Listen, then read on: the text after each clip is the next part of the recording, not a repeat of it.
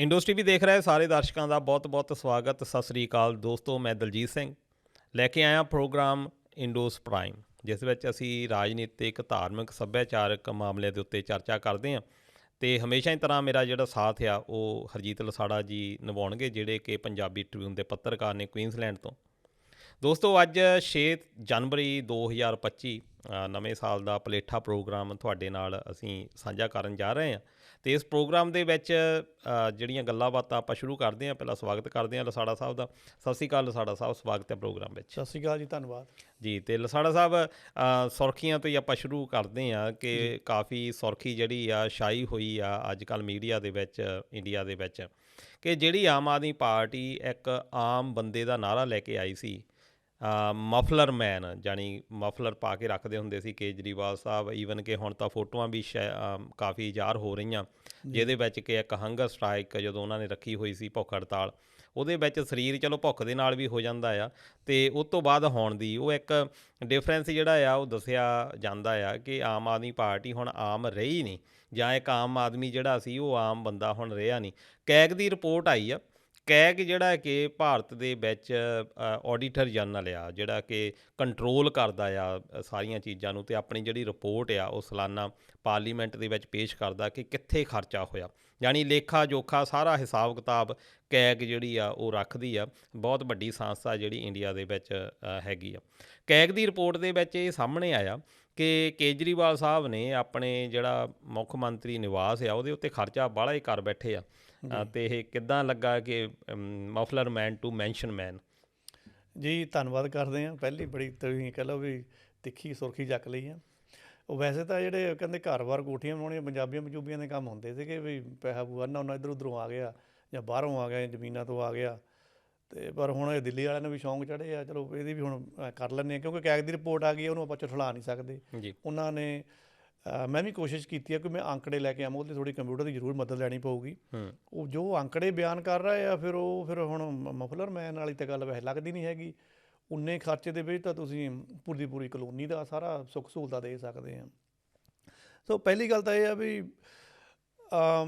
ਜਿਹੜੀਆਂ ਹੁਣ ਦਿੱਲੀ ਦੀਆਂ ਚੋਣਾਂ ਆ ਨਾ, ਦੇਖੋ ਮੁਕਾਬਲਾ ਜਿੱਦਾਂ ਹੁਣ ਬੀਜੇਪੀ ਅਤੇ ਆਮ ਆਦਮੀ ਪਾਰਟੀ ਉੱਥੇ ਫਸਿਆ ਹੋਇਆ ਹੈ। ਜੀ। ਬੀਜੇਪੀ ਵੀ ਚਾਹੁੰਦੀ ਹੁੰਦੀ ਆ ਵੀ ਜਿਹੜੀਆਂ ਵਿਧਾਨ ਸਭਾ ਦੀਆਂ ਚੋਣਾਂ ਅਸੀਂ ਹਾਰ ਜਾਂਦੇ ਹਾਂ, ਵੀ ਕਿਸ ਤਰ੍ਹਾਂ ਇਹਦੇ ਉੱਪਰ ਵੀ ਕਬਜ਼ਾ ਕਰੀਏ। ਚਲੋ ਉਹ ਵੱਖਰੀ ਗੱਲ ਆ ਕਿ ਕੌਣ ਵਿਧਾਨ ਸਭਾ ਦੀਆਂ ਜਿੱਤਦਾ ਅਤੇ ਕੌਣ ਲੋਕ ਸਭਾ ਦੀਆਂ ਜਿੱਤਦਾ ਆ।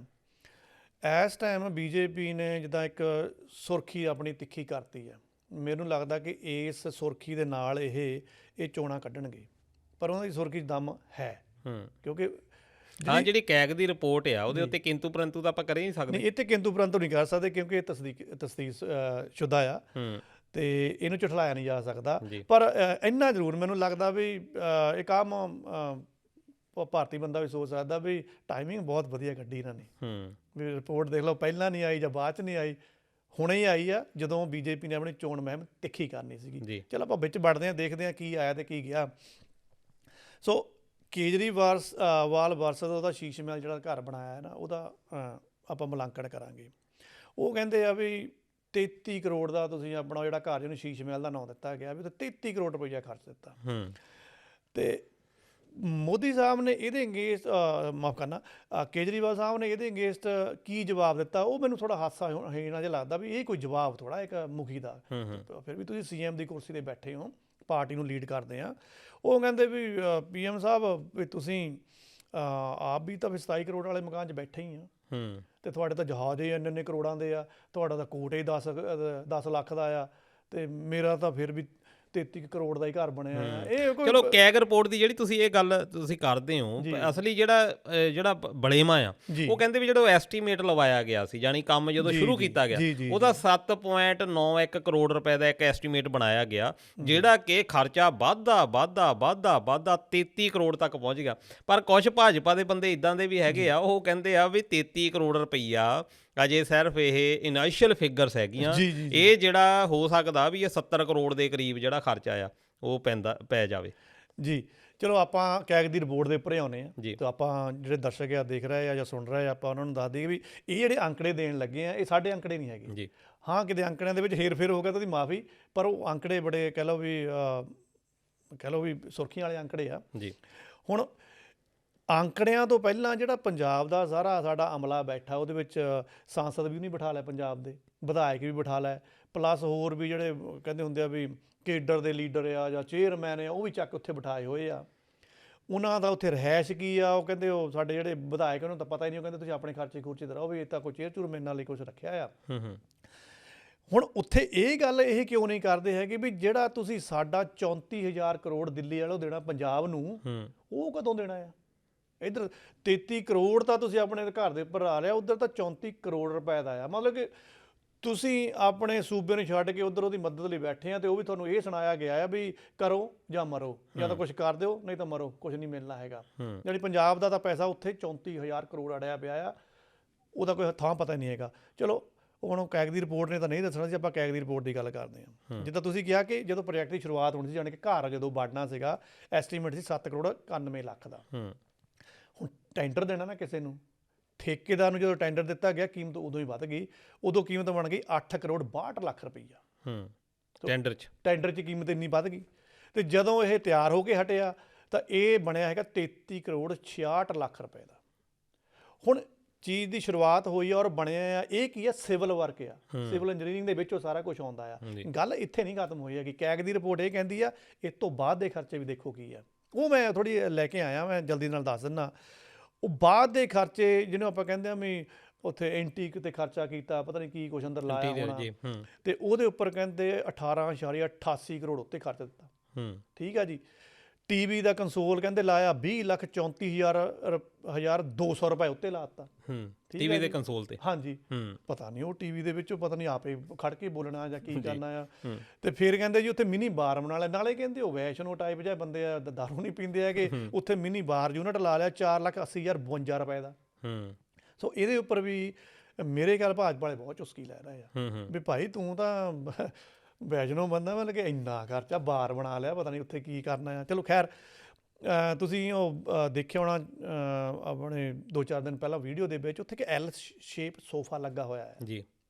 16,40,604 ਰੁਪਏ ਦਾ ਸੋਫਾ ਆ। 16 ਲੱਖ ਤੋਂ ਯਾਨੀ 17 ਲੱਖ ਦਾ ਰੱਖੋ। ਹਾਂਜੀ, 16.5 ਤੱਕ ਬਣ ਗਿਆ। ਠੀਕ ਹੈ ਜੀ। ਸੋ ਕਾਫੀ ਵੱਡਾ ਸੋਫਾ ਹੁੰਦਾ, ਐਲ ਸ਼ੇਪ ਹੁੰਦਾ, ਜਿਹੜਾ ਉਹ ਸਾਰਾ ਏਰੀਆ ਕਵਰ ਕਰਦਾ ਆ।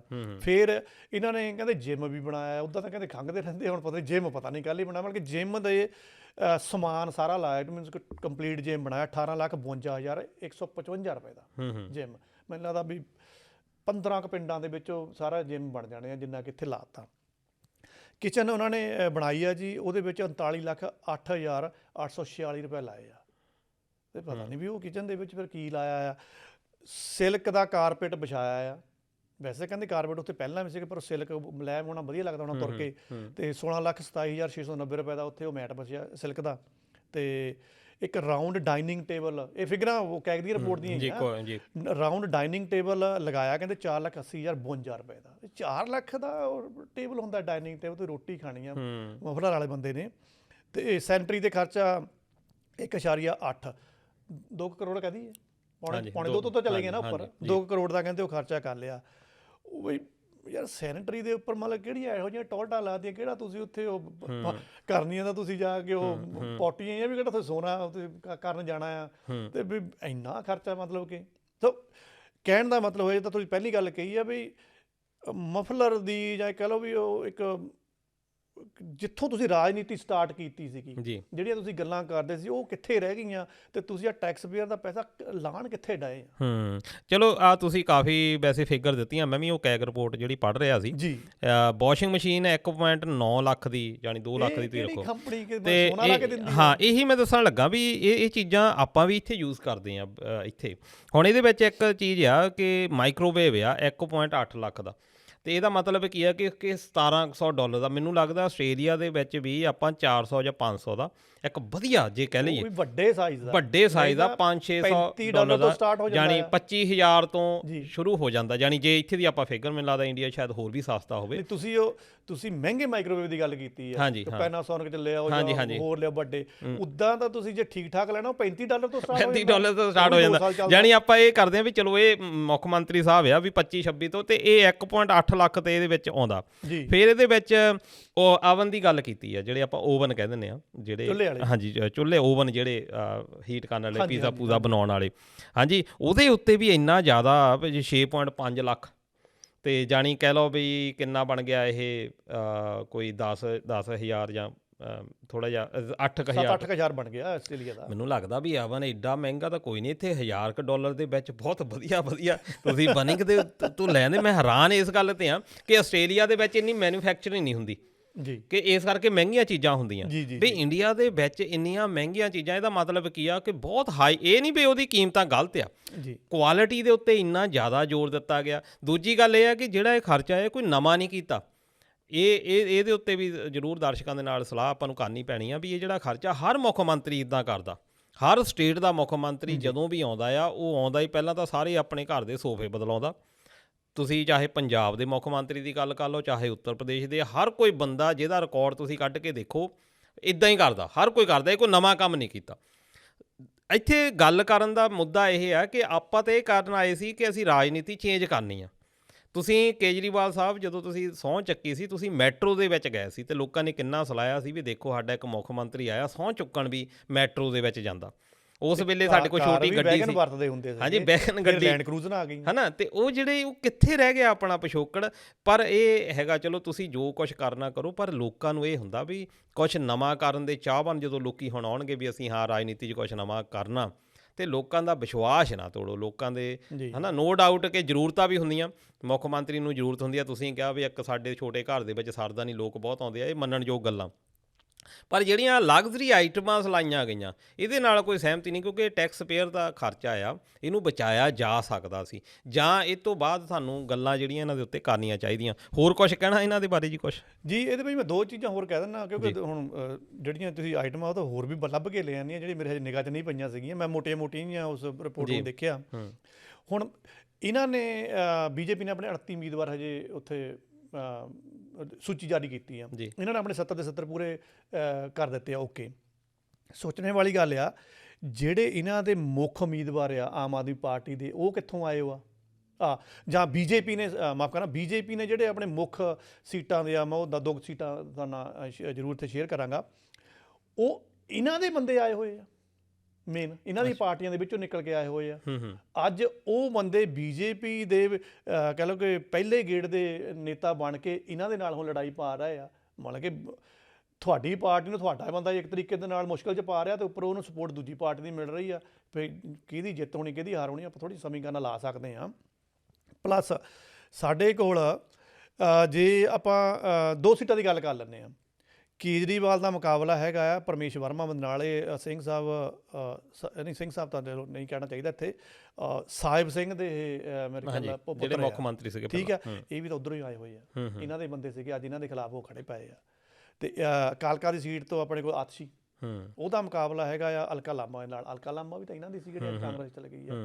ਇਹ ਮਤਲਬ ਕਿ ਪ੍ਰਸਥਿਤੀਆਂ ਬਹੁਤ ਪੇਚੀਦਾ ਬਣਨੀਆਂ ਜੇ ਇਹ ਕੈਗ ਦੀ ਰਿਪੋਰਟ ਨੇ ਜਨ ਸੁਧਾਰਨ ਦੇ ਉੱਪਰ ਅਸਰ ਕਰ ਰਹੀ ਹੈ। ਇਹ ਕਿਉਂਕਿ ਇਹ ਗੱਲਾਂ ਨੋਰਮਲ ਨਹੀਂ ਹੈਗੀਆਂ। ਖਾਸ ਤੌਰ 'ਤੇ ਜੇ ਆਪਾਂ ਦਿੱਲੀ ਦੀ ਗੱਲ ਕਰੀਏ, ਦਿੱਲੀ ਦੇ ਵਿੱਚ ਪੜ੍ਹੇ ਲਿਖੇ ਲੋਕ ਰਹਿੰਦੇ ਨੇ, ਉੱਥੇ ਇਹ ਚੀਜ਼ਾਂ ਜਿਹੜੀਆਂ ਬਹੁਤ ਪ੍ਰਭਾਵਿਤ ਕਰਦੀਆਂ। ਤੁਸੀਂ ਦੇਖੋ ਇੱਕ ਨਵੀਂ ਪਾਰਟੀ ਨੂੰ ਨੈਸ਼ਨਲ ਪਾਰਟੀ ਬਣਾਉਣਾ, ਇਹਦੇ ਵਿੱਚ ਪੰਜਾਬ ਦੇ ਲੋਕਾਂ ਦਾ ਅਤੇ ਦਿੱਲੀ ਦੇ ਲੋਕਾਂ ਦਾ ਬਹੁਤ ਵੱਡਾ ਯੋਗਦਾਨ ਆ। ਸ਼ਾਇਦ ਇਹ ਬਹੁਤ ਛੇਤੀ ਅਡੋਪਟ ਕਰਦੇ ਆ ਉਹ ਚੀਜ਼ਾਂ ਨੂੰ ਜਿਹੜੀਆਂ ਹੋਰ ਸਟੇਟਾਂ ਇੰਨੀ ਛੇਤੀ ਸ਼ਾਇਦ ਅਡੋਪਟ ਨਹੀਂ ਕਰਦੀਆਂ। ਇਹਨਾਂ ਚੀਜ਼ਾਂ ਦਾ ਫਰਕ ਜ਼ਰੂਰ ਪੈਣਾ। ਪਰ ਲਸਾੜਾ ਸਾਹਿਬ, ਜਿੱਦਾਂ ਦਿੱਲੀ ਦੀ ਆਪਾਂ ਗੱਲ ਕਰਦੇ ਹਾਂ, ਪਹਿਲਾਂ ਤਾਂ ਚਲੋ ਪਹਿਲੇ ਸਾਲ ਦੇ ਵਿੱਚ ਕੰਮ ਵੀ ਬਹੁਤ ਹੋਏ ਆ। ਜਿੱਦਾਂ ਆਪਾਂ ਮੁਹੱਲਾ ਕਲੀਨਿਕ ਦੀ ਗੱਲ ਕਰ ਲਈਏ ਜਾਂ ਐਜੂਕੇਸ਼ਨ ਦੀ ਗੱਲ ਕਰ ਲਈਏ, ਕਿ ਸਕੂਲਾਂ ਦੇ ਉੱਤੇ ਕੰਮ ਵੀ ਨੋ ਡਾਊਟ ਕੰਮ ਵੀ ਬਹੁਤ ਵਧੀਆ ਉੱਥੇ ਹੋਏ ਆ, ਆਮ ਆਦਮੀ ਪਾਰਟੀ ਵੱਲੋਂ ਕੀਤੇ ਗਏ ਆ। ਪਰ ਜਿਹੜਾ ਸਭ ਤੋਂ ਵੱਡਾ ਜਿਹੜਾ ਮੁੱਦਾ ਆ ਦਿੱਲੀ ਦਾ, ਕਿਉਂਕਿ ਹੁਣ ਮੈਂ ਰੀਸੈਂਟਲੀ ਪਿਛਲੇ ਮਹੀਨੇ ਅਜੇ ਜਾ ਕੇ ਆਇਆ ਇੰਡੀਆ, ਅਤੇ ਤੁਸੀਂ ਦੇਖੋ ਵੀ ਜਦੋਂ ਤੁਸੀਂ ਉੱਥੇ ਉਤਰਦੇ ਆ ਤੁਹਾਨੂੰ ਸਾਹ ਹੀ ਮੁਸ਼ਕਲ ਹੋ ਜਾਂਦਾ। ਹੁਣ ਉੱਥੇ ਦੇ ਤਾਂ ਲੋਕ ਤੁਹਾਨੂੰ ਇਹ ਕਹਿਣਗੇ ਦੇਖੋ ਜੀ ਬਾਹਰੋਂ ਆਏ ਆ, ਇਹ ਹੁਣ ਪਖੰਡ ਕਰਦੇ ਆ। ਪਰ ਜਿੰਨਾ ਜ਼ਿਆਦਾ ਇੰਡੈਕਸ ਬਦਲਿਆ ਹੋਇਆ ਆ ਪੋਲਿਊਸ਼ਨ ਦਾ, ਅਤੇ ਮੈਨੂੰ ਲੱਗਦਾ ਵੀ ਲੋਕਾਂ ਦੀਆਂ ਜ਼ਿੰਦਗੀਆਂ ਤਾਂ ਉੱਥੇ ਖਤਰੇ ਦੇ ਵਿੱਚ ਪਈਆਂ ਆ। ਜਿਹੜੀਆਂ ਤੁਹਾਡੇ ਫੇਫੜੇ ਆ ਉਹ ਕਿੰਨਾ ਇੰਨੀ ਜ਼ਿਆਦਾ ਅੰਦਰ ਇੰਟੋਕਸੀਕੇਸ਼ਨ ਜਿਹੜੀ ਅੰਦਰ ਲੈ ਕੇ ਜਾ ਰਿਹਾ ਸਰੀਰ ਦੇ ਵਿੱਚ, ਇੰਨਾ ਕੁਛ ਹੋ ਰਿਹਾ। ਅਤੇ ਉਹਦੇ ਉੱਤੇ ਕੰਮ ਚਲੋ ਇਹਨਾਂ ਨੇ ਇੱਕ ਚਲਾਇਆ ਵੀ ਸੀਗਾ ਔਡ ਈਵਨ ਵਾਲਾ, ਉਸ ਤੋਂ ਬਾਅਦ ਕੋਈ ਖਾਸ ਉਪਰਾਲਾ ਉੱਥੇ ਦੀਦਾ ਨਹੀਂ। ਤੇ ਦਿਨ ਤੋਂ ਮੈਨੂੰ ਲੱਗਦਾ ਵੀ ਦਿੱਲੀ ਦੇ ਲੋਕਾਂ ਨੇ ਜਿੱਦਣ ਕਿਤੇ ਮੀਂਹ ਪੈ ਗਿਆ ਹੋਵੇ ਤਾਂ ਸ਼ਾਇਦ ਉਹਨਾਂ ਨੇ ਅਸਮਾਨ ਨਾਲ ਦੇਖਣ ਤੇ ਤਾਰੇ ਦਿਸ ਪਏ ਹੁਣ, ਉਹਨਾਂ ਨੂੰ ਤਾਂ ਸ਼ਾਇਦ ਇਹ ਪਤਾ ਹੀ ਨਾ ਹੋਵੇ ਵੀ ਉੱਪਰ ਤਾਰੇ ਵੀ ਹੁੰਦੇ ਆ। ਕਈ ਮਹੀਨੇ ਜਿਹੜੇ ਆ ਇੱਦਾਂ ਪੋਲੂਸ਼ਨ ਦੇ ਵਿੱਚ ਹੀ ਲੰਘ ਜਾਂਦੇ ਹੋਣੇ। ਦਲਜੀਤ ਜੀ, ਇਹਦੇ ਉੱਪਰ ਇੱਕ ਰਿਪੋਰਟ ਆਈ ਸੀਗੀ, ਸ਼ਾਇਦ ਸਾਡੇ ਦਰਸ਼ਕਾਂ ਦੇ ਨਜ਼ਰ ਪਈ ਵੀ ਹੋਵੇ। ਉੱਪਰ ਸਾਡਾ ਹੁੰਦਾ ਨਾ ਵੀ ਥੋੜ੍ਹਾ ਮਸਾਲੇ ਮਸੂਲੇ ਵਾਲੀਆਂ ਜ਼ਿਆਦਾ ਖਬਰਾਂ ਦੇਖਦੇ ਆਪਾਂ, ਇਹਨਾਂ ਰਿਪੋਰਟਾਂ ਨੂੰ ਅੱਖੋਂ ਪਰੋਖੀ ਕਰ ਦਿੰਦੇ ਹਾਂ ਜੀ। ਉਹ ਕਹਿੰਦੇ ਜਦੋਂ ਇੱਦਾਂ ਦੀਆਂ ਸਥਿਤੀਆਂ ਬਣ ਜਾਣ ਕਿਸੇ ਦੇਸ਼ ਦੇ ਵਿੱਚ, ਖਾਸ ਕਰਕੇ ਰਾਜਧਾਨੀ ਦੇ ਵਿੱਚ ਜੀ, ਕਿ ਤੁਹਾਡੇ ਹੱਥ ਹੀ ਖੜੇ ਹੋ ਜਾਣ, ਤੁਸੀਂ ਸਾਰੇ ਜਿੰਨੇ ਵੀ ਉਪਰਾਲੇ ਜੇ ਕਰਨੇ ਸੀ ਕਰ ਲੈ, ਗੱਲ ਨਹੀਂ ਬਣੀ, ਪੋਲਿਊਸ਼ਨ ਵਧੀ ਜਾ ਰਿਹਾ, ਤਾਂ ਉੱਥੇ ਕਹਿੰਦੇ ਫਿਰ ਇੱਕ ਫਾਰਮੂਲਾ ਕੰਮ ਆਉਂਦਾ ਆ, ਘੱਟ ਤੋਂ ਘੱਟ ਵੀ 5-10 ਸਾਲ ਦੇ ਲਈ ਨਾ ਉਸ ਏਰੀਆ ਨੂੰ, ਜਿਹਨੂੰ ਤੁਸੀਂ ਰਾਜਧਾਨੀ ਕਹਿੰਦੇ ਆ, ਉਹਨੂੰ ਰਾਜਧਾਨੀ ਲਿਸਟ 'ਚੋਂ ਬਾਹਰ ਕੱਢ ਦਿਓ। ਦੇਸ਼ ਦੀ ਰਾਜਧਾਨੀ ਬਦਲਦੇ ਹੋ, ਜਿੱਦਾਂ ਹੀ ਤੁਸੀਂ ਕਹਿੰਦੇ ਦੇਸ਼ ਦੀ ਰਾਜਧਾਨੀ ਬਦਲੂਗੇ ਨਾ, ਜੇ ਤੁਸੀਂ ਕੁਛ ਨਹੀਂ ਵੀ ਕਰ ਰਹੇ ਉਪਰਾਲੇ, ਤਾਂ ਉੱਥੇ ਉਹ ਬਰਡਨ ਘਟਣੀ ਸ਼ੁਰੂ ਹੋ ਜਾਏਗੀ, ਉਹਦਾ ਤੁਹਾਨੂੰ ਅਸਰ ਦਿਸੂਗਾ। ਫਿਲਹਾਲ ਇਹੀ ਹਾਲ ਹੈ ਜੀ। ਨਹੀਂ, ਬਰਡਨ ਤਾਂ ਘਟਾਉਣਾ ਚਾਹੁੰਦੇ ਹੀ ਨਹੀਂ। ਹੁਣ ਬਰਡਨ ਸਭ ਤੋਂ ਪਹਿਲਾਂ ਤਾਂ ਇਹੀ ਰੱਖ ਲਓ ਵੀ ਸਾਡੇ ਵਰਗੇ ਜਿਹੜੇ ਲੋਕ ਆ, ਇੱਥੋਂ ਆਪਾਂ ਜਾਂਦੇ ਬ੍ਰਿਸਬੇਨ ਤੋਂ, ਸਾਨੂੰ ਕੋਈ ਸਿੱਧੀ ਫਲਾਈਟ ਹੀ ਨਹੀਂ ਮਿਲਦੀ ਅੰਮ੍ਰਿਤਸਰ ਲਈ। ਜੇ ਅੰਮ੍ਰਿਤਸਰ ਦੀ ਆਪਾਂ ਕਹਿ ਤਾਂ ਦੇਈਦਾ ਆ, ਪਰ ਆਪਣਾ ਸਮਾਨ ਤੁਸੀਂ ਉੱਥੇ ਚੇਂਜ ਕਰਨਾ, ਉਹ ਵੀ ਇੱਕ ਖੱਜਲ ਖੁਆਰੀ ਆ। ਉਹ ਕੁਛ ਜੇ ਏਅਰਪੋਰਟ ਦੇ ਉੱਤੇ ਤੁਸੀਂ ਰਸ਼ ਘਟਾ ਲਓ, ਪਹਿਲਾਂ ਰਸ਼ ਉਹ ਘਟਾਇਆ ਜਾ ਸਕਦਾ ਜੇ ਪੰਜਾਬ ਦਾ ਚੰਡੀਗੜ੍ਹ ਉੱਧਰੋਂ ਚੱਲ ਪਵੇ, ਉੱਧਰੋਂ ਅੰਮ੍ਰਿਤਸਰ ਚੱਲ ਪਵੇ। ਦਲਜੀਤ ਜੀ ਇੱਦਾਂ ਹੁੰਦਾ, ਉਹਦੇ ਵਿੱਚ ਨਾ ਫਿਰ ਰਾਜਨੀਤਿਕ ਥੋੜ੍ਹੇ ਦਾਅ ਪੇਚ ਹੁੰਦੇ, ਕਿਉਂਕਿ ਰਾਜਧਾਨੀ ਆ ਉਹ। ਹਾਂ, ਰਾਜਧਾਨੀ ਹੁਣ ਤੁਸੀਂ ਚੇਂਜ ਕਰਨ ਦੀ, ਉਹਦਾ ਏਅਰਪੋਰਟ 'ਤੇ ਨਹੀਂ ਇੱਕ ਡਿਸੀਜਨ ਲੈ ਰਹੇ ਤੇ ਰਾਜਧਾਨੀ ਚੇਂਜ ਕਰਨਾ, ਇਹ ਤਾਂ ਬਹੁਤ ਇੱਕ ਵੱਡਾ ਮੁੱਦਾ। ਸ਼ਾਇਦ ਇਹ ਆਪਣੀ ਸਮਝ ਤੋਂ ਬਹੁਤ ਉੱਤੇ ਦੀ ਗੱਲ ਹੋ ਗਈ। ਤੇ ਹੁਣ ਅੱਗੇ ਆਪਾਂ ਆਹੀ ਆਡਿਟ ਦੀ ਗੱਲ ਕਰਦੇ ਹਾਂ ਕਿ ਅਸੀਂ ਕਹਿੰਦੇ ਕੁਛ ਹੋ ਰਿਹਾ, ਕਰਦੇ ਕੁਛ ਹੋ ਰਿਹਾ। ਇੱਦਾਂ ਦਾ ਹੀ ਇੱਕ ਜਿਹੜਾ ਦੋਸ਼ ਆ ਬੰਟੀ ਰਮਾਣਾ ਦੇ ਵੱਲੋਂ ਗਿਆਨੀ ਹਰਪ੍ਰੀਤ ਸਿੰਘ ਉੱਤੇ ਲਾਇਆ ਗਿਆ। ਗਿਆਨੀ ਹਰਪ੍ਰੀਤ ਸਿੰਘ ਹੁਣੀ ਜਦੋਂ ਦੇ ਕਹਿ ਲਓ ਕਿ ਹੁਕਮਨਾਮਾ ਆਇਆ ਆ, ਖਾਸ ਤੌਰ ਦੇ ਉੱਤੇ ਅਕਾਲੀ ਦਲ ਦੇ ਲੀਡਰਾਂ ਦੀ ਆਪਾਂ ਗੱਲ ਕਰ ਲਈ, ਉਹਨਾਂ ਦੇ ਖਿਲਾਫ, ਉਸ ਤੋਂ ਬਾਅਦ ਉਹਨਾਂ ਨੇ ਧਾਰਮਿਕ ਸਜ਼ਾ ਜਿਹੜੀ ਆ ਉਹ ਵੀ ਭੁਗਤੀ ਆ, ਪਰ ਇੱਕ ਟਾਰਗੇਟ ਕੀਤਾ ਗਿਆ ਗਿਆਨੀ ਹਰਪ੍ਰੀਤ ਸਿੰਘ ਹੁਣਾਂ ਨੂੰ। ਇੱਕ ਕਈ ਵਾਰੀ ਤਾਂ ਇਹ ਲੱਗਦਾ ਆ ਵੀ ਇਹ ਕਿਤੇ ਜਾਣ ਬੁੱਝ ਕੇ ਉਹਨਾਂ ਨੂੰ ਟਾਰਗੇਟ ਤਾਂ ਨਹੀਂ ਕੀਤਾ ਜਾਂਦਾ। ਪਰ ਬੰਟੀ ਰਮਾਣਾ ਹੁਣੀ ਕੀ ਕਹਿੰਦੇ ਆ ਇਹਦੇ ਬਾਰੇ? ਜੇ ਆਪਾਂ ਪਿਛਲੇ ਹੁਕਮਨਾਮੇ ਦੀ ਗੱਲ ਕਰੀਏ, ਹੁਕਮਨਾਮੇ ਤੋਂ ਬਾਅਦ ਦੇਖਣ ਜਾ ਰਿਹਾ ਵੀ ਬਾਕੀ ਸਾਰੇ ਪਾਸੇ ਛੱਡੇ ਜਾ ਰਹੇ ਆ ਜੀ, ਖਾਸ ਕਰਕੇ ਅਕਾਲੀ ਦਲ ਵੱਲੋਂ। ਹੁਕਮਨਾਮੇ ਦੀਆਂ ਵੀ ਧੱਜੀਆਂ ਉਡਾ ਦਿੱਤੀਆਂ ਗਈਆਂ ਆ, ਕਿਉਂਕਿ 23 ਤਰੀਕ ਲੰਘ ਗਈ ਆ। ਉਹ ਤੋਂ ਬਾਅਦ ਇੱਕ ਬੰਦੇ ਨੂੰ ਬਸ ਇੱਦਾਂ ਨਾ ਕਹਿ ਲਓ ਵੀ ਨਪੀੜੀ ਜਾ ਰਹੇ ਆ। ਹੁਣ ਉੱਥੇ ਉਹ ਬੰਦਾ ਗਲਤ ਆ ਜਾਂ ਨਹੀਂ ਹੈਗਾ, ਉਹ ਬਾਅਦ ਦੀ ਗੱਲ ਆ, ਉੱਤੇ ਆਪਾਂ ਬਾਅਦ 'ਚ ਆਉਂਦੇ ਹਾਂ। ਗਿਆਨੀ ਹਰਪ੍ਰੀਤ ਸਿੰਘ ਨੂੰ ਕੋਈ ਨਾ ਕੋਈ ਅਕਾਲੀ ਦਲ ਦੇ ਖੇਮੇ ਦੇ ਵਿੱਚੋਂ ਹੀ ਕੋਈ ਚਰਚਿਤ ਚਿਹਰਾ ਬਣ ਕੇ ਆ ਜਾਂਦਾ ਹੈ ਤੇ ਉਹਨੂੰ ਘੇਰ ਲੈਂਦਾ। ਪਹਿਲਾਂ ਕੁਛ ਫੈਸਲਿਆਂ ਦੇ ਘੇਰ ਲਿਆ, ਕੁਛ ਪਰਿਵਾਰ ਦੇ ਉੱਪਰ ਘੇਰ ਲਿਆ, ਪਰ ਜੇ ਉਹਦੀ ਆਪਾਂ ਕੈਟਾਗਰੀ ਉਹਦੀ ਡਿਕਲੇਅਰ ਕਰੀਏ, ਇਹਨੂੰ ਕਹਿੰਦੇ ਆਪਾਂ ਨੈਤਿਕ ਦੋਸ਼। ਕਿਸੇ ਦਾ ਕੋਈ ਕੇਸ ਚੱਲਦਾ ਸੀ ਪਰਿਵਾਰਕ, ਫਿਰ ਕੀ ਹੋਇਆ ਜੇ ਜਥੇਦਾਰ ਸੀਗਾ, ਉਹ ਸੀਗਾ ਤਾਂ ਜਨ ਸਧਾਰਨ ਬੰਦਾ ਹੀ ਉਹ, ਕਿਸੇ ਟਾਈਮ ਚੱਲਦਾ ਸੀ, ਉਹਨਾਂ ਨੇ ਉਹ ਕੇਸ ਕੂਸ ਕਰ ਲਿਆ ਆਪਣਾ, ਜਿੱਦਾਂ ਵੀ ਕੁਛ ਵੀ ਸੀਗਾ, ਜਾਂ ਕੋਰਟਾਂ 'ਚ ਓਕੇ ਹੋ ਗਿਆ, ਤੁਸੀਂ ਵੀ ਦੁਬਾਰਾ ਚੱਕ ਲਿਆ, ਉਹ ਗੱਲਾਂ ਦੁਬਾਰਾ ਚੱਕ ਲਈਆਂ ਜਿਹੜੀਆਂ ਨਿਬੜੀਆਂ ਹੋਈਆਂ ਆ। ਚਾਹੇ ਉਹ ਉੱਥੇ ਗਲਤ ਵੀ ਸੀਗੇ, ਪਰ ਉਹ ਗੱਲਾਂ ਤਾਂ ਨਿਬੜੀਆਂ ਹੋਈਆਂ ਸੀ ਨਾ। ਤੁਸੀਂ ਨੈਤਿਕਤਾ ਦੇ ਆਧਾਰ ਦੇ ਉੱਪਰ ਫਿਰ ਉਹਨਾਂ ਨੂੰ ਖਿੱਚਿਆ, ਠੀਕ ਹੈ ਜੀ, ਚਲੋ ਉਹ ਅਜੇ ਵਿੱਚੇ ਸੀਗਾ। ਤੇ ਹੁਣ ਮਸਲਾ ਇੱਥੇ ਕੀ ਆਇਆ ਕਿ ਜਿਹੜੇ ਸਾਡੇ ਕੋਲ ਬੰਟੀ ਰਮਾਣਾ ਜੀ ਹੁਣੀ ਆ, ਹੈਗੇ ਤਾਂ ਸੁਖਬੀਰ ਬਾਦਲ ਦੀ ਕਿਚਨ ਕੈਬਨਿਟ ਦੇ ਮੈਂਬਰ ਹੀ ਆ, ਠੀਕ ਹੈ ਜੀ। ਉਹਨਾਂ ਨੇ ਫਿਰ ਨੈਤਿਕਤਾ ਦੇ ਤੌਰ ਦੇ ਉੱਪਰ ਇੱਕ ਵੱਡੇ TV ਚੈਨਲ ਦੇ ਉੱਪਰ ਇਹਨਾਂ ਨੇ ਫਿਰ ਖਿਚਾਈ ਕਰਤੀ। ਹੁਣ ਖਿਚਾਈ ਦੇ ਵਿੱਚ ਪਹਿਲਾਂ ਮੈਂ ਦੱਸਦਾ ਦੋਸ਼ ਕੀ ਲਾਇਆ। ਉਹ ਕਹਿੰਦੇ ਜੀ ਤੁਸੀਂ ਜਥੇਦਾਰ ਜੀ ਆਪ ਕਿਤੇ ਝੂਠ ਨਹੀਂ ਬੋਲਦੇ, ਤੁਸੀਂ ਤਾਂ ਬਹੁਤ ਵੱਡੇ ਵੱਡੇ ਝੂਠ ਬੋਲੇ ਹੋਏ ਆ। ਚੱਕੋ ਕਹਿੰਦੇ ਇੱਕ ਐਗਜ਼ਾਮਪਲ, ਪੌਸ਼ ਇਲਾਕੇ ਦੇ ਵਿੱਚ ਕਹਿੰਦੇ ਤੁਸੀਂ ਕਰੋੜਾਂ ਦੀ ਜ਼ਮੀਨ ਲਈ ਆ, ਆਪਣੀ ਕੋਠੀ ਕੁਛ ਵੀ ਹੋਊਗਾ, ਪੌਣਾ ਪੂਣਾ ਹੋਊਗਾ, ਉਹਦੀ ਕਹਿੰਦੇ ਤੁਸੀਂ ਰਜਿਸਟਰੀ 17 ਲੱਖ ਦੀ ਸਿਰਫ ਕਰਾਈ ਆ। ਉਹ ਐਡੀ ਮਹਿੰਗੀ ਜ਼ਮੀਨ ਦੀ 17 ਲੱਖ ਦੀ ਕਹਿੰਦੇ ਰਜਿਸਟਰੀ ਹੁੰਦੀ ਆ, ਠੀਕ ਆ ਜੀ। ਸੋ ਹੁਣ ਇਹਦਾ ਕੋਈ ਸਪਸ਼ਟੀਕਰਨ ਤਾਂ ਪ੍ਰੋਪਰ ਆਇਆ ਨਹੀਂ ਹੈਗਾ, ਕਿਉਂਕਿ ਉਹਨੇ ਦਸਤਾਵੇਜ਼ ਕੱਢ ਦਿੱਤੇ ਕਿ ਤੁਸੀਂ 17 ਲੱਖ ਦੀ ਕਰਾਈ ਆ, ਅਤੇ ਜਦੋਂ ਇਹਦਾ ਮਾਰਕੀਟ ਰੇਟ ਤਾਂ ਦੇਖੋ, ਇਹਦਾ ਮਤਲਬ ਤੁਸੀਂ ਘੱਟ ਪੈਸਿਆਂ 'ਚ ਕਰਾਈ ਆ। ਇਹਦਾ ਮਤਲਬ ਫਿਰ ਇਹ ਆ ਵੀ ਉਹ 17 ਲੱਖ ਹੋ ਸਕਦਾ ਤੁਹਾਡਾ ਵਾਈਟ ਮਨੀ ਹੋਈ ਨਾ ਹੋਵੇ, ਪਰ ਤੁਸੀਂ ਉਹ 17 ਲੱਖ ਉੱਤੇ ਬਣਾ ਕੇ ਇਸ ਤਰ੍ਹਾਂ ਵਾਈਟ ਵੂਡ ਕਰ ਲਿਆ। ਪਰ ਮਸਲਾ ਇਹ ਹੈ ਕਿ ਤੁਸੀਂ ਝੂਠ ਬੋਲਿਆ ਕਿ ਤੁਸੀਂ ਸਸਤੇ ਪਰ ਉੱਥੇ। ਹਾਂ ਚਲੋ, ਇਹ ਦੋਸ਼ ਤਾਂ ਵੈਸੇ ਹੈਗੇ ਆ। ਮੈਨੂੰ ਲੱਗਦਾ ਇਹ ਦੋਸ਼ ਤਾਂ ਹਰ ਇੱਕ ਦੇ ਉੱਤੇ ਢੁੱਕਦੇ ਆ, ਕਿਉਂਕਿ ਜੋ ਆਪਾਂ ਜਦੋਂ ਤਹਿਸੀਲਦਾਰ ਕੋਲ ਜਾਂਦੇ ਹਾਂ ਰਜਿਸਟਰੀ ਕਰਾਉਣ ਦੇ ਲਈ, ਸਾਨੂੰ ਤਾਂ ਇਹ ਹੁੰਦਾ ਵੀ ਸਾਡਾ ਜਿਹੜਾ ਖਰਚਾ ਘੱਟ ਤੋਂ ਘੱਟ ਹੋਵੇ, ਅਸੀਂ ਆਪਣਾ ਖਰੀਦਦਾਰ ਵੀ ਤੇ ਵੇਚਣ ਵਾਲਾ ਵੀ ਆਪਣੀ ਜਿਹੜੀ ਟੈਕਸ ਸਾਨੂੰ ਜ਼ਿਆਦਾ ਨਾ ਪੇ ਕਰਨਾ ਪਵੇ। ਜ਼ਮੀਨ ਤਾਂ ਹੁੰਦੀ ਕਰੋੜਾਂ ਦੀ, ਅਸੀਂ ਦੱਸਦੇ ਜਿਹੜੇ ਆ ਉੱਥੇ ਹਰ ਕੋਈ ਬੰਦਾ ਇੱਦਾਂ ਹੀ ਕਰਦਾ। ਪਰ ਦਲਜੀਤ ਜੀ ਇੱਥੇ ਚਲੋ ਆਪਾਂ ਟੌਪਿਕ ਦੇ ਫਟਾਫਟ ਤੇ ਦੁਬਾਰਾ ਆਉਂਦੇ ਹਾਂ ਵੀ ਇਹ 'ਚ ਕੀ ਹੋਇਆ ਤੇ ਗਾਹਾਂ ਕਿਆ ਹੋਣੇ ਵਾਲਾ ਆ, ਜਾਂ ਇਹਦੇ ਵਿੱਚ ਸਿੰਘ ਸਾਹਿਬਾਨ ਦੇ ਹੁਕਮਨਾਮੇ ਦਾ ਫਿਰ ਕੀ ਬਣਿਆ, ਜਾਂ ਅਕਾਲੀ ਦਲ ਦੀ ਕੀ ਸਥਿਤੀ ਆ ਜਾਂ SGPC ਦੀ ਕੀ ਸਥਿਤੀ ਆ। NRI ਜਦੋਂ ਅਸੀਂ ਉੱਥੇ ਪੰਜਾਬ 'ਚ ਜਾਂਦੇ ਹਾਂ, ਜ਼ਮੀਨਾਂ ਖਰੀਦਣੀਆਂ ਜਾਂ ਵੇਚਣੀਆਂ, ਠੀਕ ਹੈ ਜੀ, ਉਦੋਂ ਫਿਰ ਸਰਕਾਰੀ ਰੇਟ ਤਾਂ ਦੇਣੇ ਪੈਣੇ ਆ। ਬਿਲਕੁਲ। ਅਸੀਂ ਕਚਹਿਰੀਆਂ ਜਾਂਦੇ ਹਾਂ, ਹੁਣ ਇੱਕ ਜਿਹੜਾ ਸਰਕਾਰੀ ਰੇਟ ਆ ਉਹ ਇੱਕ ਪੱਕਾ ਰੇਟ ਆ। ਹੁੰਦਾ ਕੀ ਆ, NRI ਪਤਾ ਕੀ ਕੰਪਲੇਂਟ ਕਰਦੇ ਆ, ਤੂੰ ਸਾਡਾ ਵੀ ਸ਼ਾਇਦ ਬਾਹ ਪਿਆ ਹੋਊਗਾ ਜੇ ਕਿਤੇ ਜ਼ਮੀਨ ਉੱਥੇ ਖਰੀਦਣੀ ਸੀਗੀ। ਉਹ ਕਹਿੰਦੇ ਵੀ ਮੰਨ ਲਓ ਅਸੀਂ ਜ਼ਮੀਨ ਵੇਚਣ ਗਏ ਹਾਂ, ਅਸੀਂ ਜਦੋਂ ਉੱਥੇ ਦਫ਼ਤਰਾਂ 'ਚ ਜਾਂਦੇ ਹਾਂ ਅਤੇ ਜਿਹੜਾ DC ਦਾ ਅਮਲਾ ਆ ਉਹ ਸਾਨੂੰ ਮੂਹਰੇ ਆਫਰ ਇਹ ਕਰਦਾ ਆ, ਦੇਖੋ ਜੀ DC ਵਾਲਾ ਰੇਟ ਆ ਤੇ ਉੱਦਾਂ ਸਰਕਾਰੀ ਰੇਟ ਆ ਉਹ ਸੁਜੈਸਟ ਕਰਦੇ ਸਾਨੂੰ, ਇਹ ਕਹਿੰਦੇ ਜਬਰੀ ਸੁਜੈਸਟ ਕਰੀ ਜਾਂਦੇ ਆ। ਸੁਜੈਸਟ ਕਰਦੇ ਅਸੀਂ ਕਹਿੰਦੇ ਉਹਨਾਂ ਨੂੰ ਇਹ ਕਹਿੰਦੇ ਆ, ਉਹ ਭਾਈ ਅਸੀਂ ਤਾਂ ਇਹ ਵਾਈਟ ਮਨੀ ਆ, ਅਸੀਂ ਤਾਂ ਟੈਕਸ 'ਚ ਵੀ ਉਹੀ ਦਿਖਾਉਣੀ ਆ, ਜੱਜ ਨਾ ਦਿਖਾਈਦਾ ਕੱਲ੍ਹ ਨੂੰ ਫਿਰ ਟੈਕਸ ਵਾਲਿਆਂ ਨੇ ਖਿੱਚ ਲੈਣਾ ਆ। ਇਕੱਲਾ NRI ਨਹੀਂ, ਆਮ ਬੰਦਾ ਵੀ ਵੀ ਤੁਸੀਂ ਸਾਨੂੰ ਕਿਉਂ ਇਹ ਦੋ ਆਪਸ਼ਨਾਂ ਦਿੰਦੇ ਆ, ਜੋ ਸਰਕਾਰੀ ਰੇਟ ਹੈਗਾ ਉੱਤੇ ਸਾਡੀ ਰਜਿਸਟਰੀ ਕਰ ਤੇ ਕੰਮ ਨਿਬੇੜ। ਨਹੀਂ ਕਰਦੇ, ਨਹੀਂ ਜੀ ਅਸੀਂ ਨਹੀਂ ਕਰਨੀ। ਉਹ ਕਹਿੰਦੇ ਕਿਉਂ ਨਹੀਂ ਕਰਦੇ, ਜਵਾਬ ਹੀ ਬੜਾ ਉੱਥੇ ਐਡਾ ਖਰਾ ਬੰਦਾ ਮੂਹਰੇ ਲਾਜਵਾਬ ਹੋ ਜਾਂਦਾ। ਕਹਿੰਦੇ ਜੇ ਤੁਹਾਡੀ ਅਸੀਂ ਸਰਕਾਰੀ ਰੇਟ ਤੇ ਕਰਤੇ ਤਾਂ ਮਾਰਕੀਟ ਦਾ ਰੇਟ ਹੀ ਸਾਰਾ ਖਰਾਬ ਹੋ ਜਾਣਾ। ਸਾਡਾ ਤਾਂ ਇੱਥੇ DC ਵਾਲਾ ਰੇਟ ਆ ਚੱਲਦਾ ਵੇ, ਉਹਨੂੰ DC ਵਾਲਾ ਰੇਟ ਕਹਿੰਦੇ ਆ। ਕਿੱਡੀ ਨਮੋਸ਼ੀ ਵਾਲੀ ਗੱਲ ਆ, ਜੇ DC ਵਾਲਾ ਰੇਟ ਨਾ ਹੋਇਆ ਤੁਸੀਂ ਤਾਂ ਸਾਰੀ ਮਾਰਕੀਟ ਸਾਡੀ ਕਲੈਪਸ ਕਰ ਦੇਣੀ ਆ। ਹੁਣ ਜਿਹੜਾ ਬੰਟੀ ਰਮਾਣਾ ਦੋਸ਼ ਲਾਉਂਦਾ, ਉਹ ਦੋਸ਼ ਗਿਆਨੀ ਹਰਪ੍ਰੀਤ ਸਿੰਘ ਦੇ ਉੱਤੇ ਲਾਉਣ ਦੇ ਨਾਲੋਂ ਪ੍ਰਸ਼ਾਸਨ ਦੇ ਉੱਤੇ ਲਾਵੇ ਕਿ ਆਹ ਪ੍ਰਸ਼ਾਸਨ ਦੇ ਵਿੱਚ ਗੰਦ ਆ, ਇਹ ਜਿਹੜਾ ਸੁਧਾਰ ਦੇ ਲਈ ਪਿਛਲੀਆਂ ਸਰਕਾਰਾਂ ਨੇ ਕੀ ਕੀਤਾ ਤੇ ਹੁਣ ਜਿਹੜਾ ਆ ਹੁਣ ਸਰਕਾਰ ਕੀ ਕਰ ਰਹੀ, ਅਸਲੀ ਦੋਸ਼ ਤਾਂ ਆਹ ਬਣਦਾ। ਇਹੀ ਹੈ ਨਾ ਵੀ ਨੈਤਿਕਤਾ ਦੇ ਤੌਰ ਦੇ ਉੱਪਰ ਉਹਨਾਂ ਨੇ ਕਿਸੇ ਨੂੰ ਘੇਰਨਾ ਸੀ, ਉਹ ਘੇਰ ਲਿਆ। ਪਿੱਛੇ ਕਹਾਣੀ ਕੀ ਚੱਲਦੀ, ਕਹਾਣੀ ਤਾਂ ਭਾਈ ਜਬਰੀ ਆ ਵੀ ਚੱਲਦੀ ਆ। ਹੁਣ ਆਉਂਦੇ ਆਪਾਂ ਸਿੰਘ ਸਾਹਿਬਾਨ ਦੇ ਹੁਕਮਨਾਮੇ ਦੇ ਉੱਪਰ। 23 ਤਰੀਕ ਤੋਂ ਬਾਅਦ ਹੁਕਮਨਾਮੇ ਦਾ ਕੁਛ ਨਹੀਂ ਹੋਇਆ। ਜੋ ਉਹਨਾਂ ਨੇ ਕਿਹਾ ਸੀ ਬਈ ਸਿੰਘ ਸਾਹਿਬਾਨ ਦੇ ਹੁਕਮਨਾਮੇ 'ਚ ਉਹਨਾਂ ਨੇ ਕੀ ਕਿਹਾ ਸੀ, ਆਪਾਂ ਜੇ ਛੋਟੇ ਸ਼ਬਦਾਂ ਦੱਸਣਾ ਹੋਵੇ, ਕਹਿੰਦੇ ਵੀ ਜਿਹੜੀ ਇਹ ਲੀਡਰਸ਼ਿਪ ਆ, ਜਿਹੜੀ ਤੁਸੀਂ ਕਹਿੰਦੇ ਆ ਸਾਡਾ ਦਲ ਬਣ ਗਿਆ, ਸਾਡਾ ਬਣ ਗਿਆ, ਛੱਡੋ, ਕਹਿੰਦੇ ਕੋਈ ਦਲ ਦੁਲ ਨਹੀਂ ਹੈਗਾ ਤੁਹਾਡਾ, ਇਕੱਠੇ ਹੋ ਜਾਓ, ਇੱਕ ਇਕੱਠੀ ਲੀਡਰਸ਼ਿਪ ਹੋਊਗੀ। ਇਹ ਲੀਡਰਸ਼ਿਪ ਜਿਹੜੀ ਆ, ਜਿਹੜੀ ਤੁਸੀਂ ਬਣਾਈਆਂ ਫਿਰਦੇ ਸੀਗੇ, ਤੁਸੀਂ ਕਿਸੇ ਵੀ ਤਰ੍ਹਾਂ ਦੀ ਕੋਈ ਲੀਡਰਸ਼ਿਪ ਦੀ ਅਗਵਾਈ ਨਹੀਂ ਕਰਨੀ। ਤੁਸੀਂ ਆਪਣੇ ਆਪ ਨੂੰ ਇਹ ਦਿਖਾਉਣਾ ਨਹੀਂ ਹੈਗਾ ਕਿ ਅਸੀਂ ਲੀਡਰ ਹਾਂ ਤੁਹਾਡੇ ਇਸ ਅਕਾਲੀ ਦਲ ਦੇ, ਤੁਹਾਡੀ ਕੋਈ ਅਗਵਾਈ ਨਹੀਂ, ਤੁਸੀਂ ਕੋਈ ਨੈਤਿਕਤਾ ਦੀ ਹੱਦ ਤੱਕ ਕੁਛ ਵੀ ਮਤਲਬ ਕੁਛ ਨਹੀਂ ਕਰਨਾ ਹੈਗਾ, ਤੁਸੀਂ ਅਧਿਕਾਰ ਗਵਾ ਚੁੱਕੇ ਆ। ਹੁਣ ਜਿਹੜਾ ਇਹ ਬੰਟੀ ਰਮਾਣਾ ਹੁਣੀ ਦੋਸ਼ ਲਾਇਆ, ਜੇ ਆਪਾਂ ਛੱਡ ਦਈਏ ਕਿ ਇਹ ਦੋਸ਼ ਗਲਤ ਸੀਗਾ ਕਿ ਸਹੀ ਸੀਗਾ, ਇਹ ਸਿੰਘ ਸਾਹਿਬਾਨ ਦੇ ਹੁਕਮਨਾਮੇ ਦੀ ਜਿਹੜੀ ਗੱਲ ਕਹੀ ਆ ਕਿ ਲੀਡਰਸ਼ਿਪ ਦੀ ਅਗਵਾਈ ਦਾ ਨੈਤਿਕਤਾ ਦੇ ਤੌਰ ਤੇ ਤੁਹਾਡਾ ਹੱਕ ਕੋਈ ਨਹੀਂ ਹੈਗਾ, ਕਿਉਂਕਿ ਤੁਸੀਂ ਲੀਡਰ ਹੈ ਹੀ ਨਹੀਂਗੇ। ਤੁਸੀਂ ਕਿੱਦਾਂ ਇਹ ਗੱਲਾਂ ਕਹੀ ਜਾਂਦੇ ਲੀਡਰ ਬਣ ਕੇ ਵੀ ਫਲਾਨਾ ਤੂੰ ਐਂ ਕਰਤਾ ਸੀ, ਤੂੰ ਝੂਠਾ ਜਾਂ ਫਲਾਨਾ ਆ। ਇਹ ਸਿੰਘ ਸਾਹਿਬਾਨ ਨੂੰ ਸਿੱਧਾ ਇੱਕ ਚੈਲੰਜ ਨਹੀਂ ਹੈਗਾ ਕਿ ਅਸੀਂ ਤੇਰੇ ਹੁਕਮਨਾਮੇ ਦੀ ਉਲੰਘਣਾ ਕਰਦੇ ਹਾਂ। ਹੁਣ ਸਵਾਲ ਇੱਥੇ ਇਹ ਵੀ ਆਉਂਦਾ ਆ ਵੀ ਫਿਰ ਕੀ ਮੰਨੀਏ ਕਿ ਸਿੰਘ ਸਾਹਿਬਾਨ ਦੇ ਹੁਕਮਨਾਮੇ ਦੀ ਉਲੰਘਣਾ ਹੋ ਗਈ? ਮੈਂ ਤਾਂ ਦਲਜੀਤ ਜੀ ਇਹ ਕਹਿਣਾ ਕਿ ਹੋ ਗਈ, ਇਸ ਕਰਕੇ ਵੀ ਹੋ ਗਈ। 23 ਤਰੀਕ ਲੰਘਣ ਤੋਂ ਬਾਅਦ ਸਿੰਘ ਸਾਹਿਬਾਨ ਨੇ ਕੋਈ ਮੀਟਿੰਗ ਕਰਤਰ ਨਹੀਂ ਕੀਤੀ ਤੇ ਨਾ ਹੀ ਕੋਈ ਨਵਾਂ ਉੱਥੇ ਪਰਚਾ ਲਿਆ ਜਾਂ ਦਿੱਤਾ ਆ। ਇਹਦਾ ਮਤਲਬ ਇਹ ਉਲੰਘਣਾ ਹੀ ਆ। ਤੇ ਜੇ ਤੁਸੀਂ ਉਲੰਘਣਾ ਹੀ ਕਰ ਦਿੱਤੀ ਫਿਰ ਤੁਸੀਂ ਮੰਨਿਆ ਕੀ ਫਿਰ?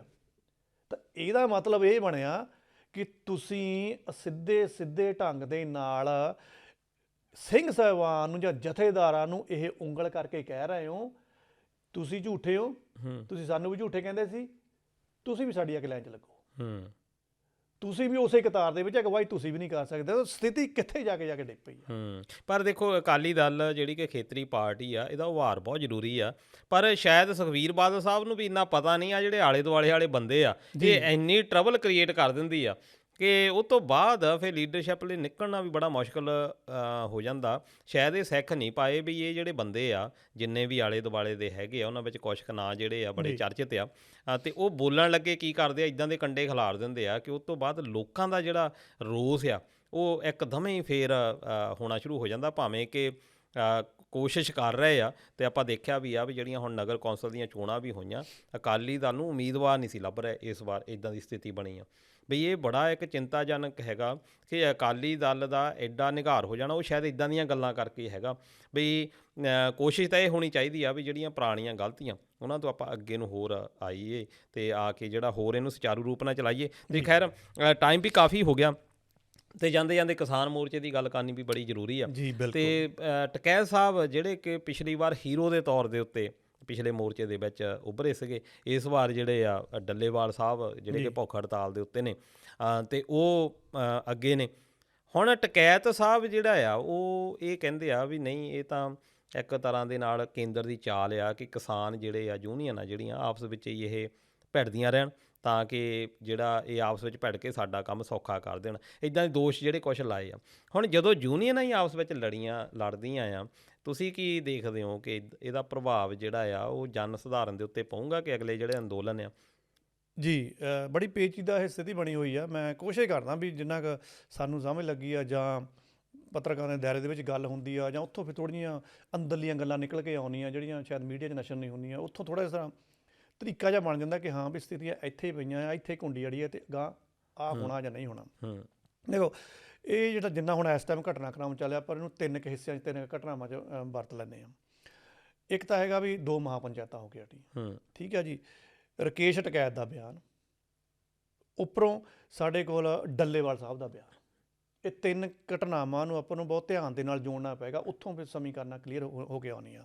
ਤੁਸੀਂ ਰਕੇਸ਼ ਟਕੈਤ ਤੋਂ ਸ਼ੁਰੂਆਤ ਕੀਤੀ ਸੀ।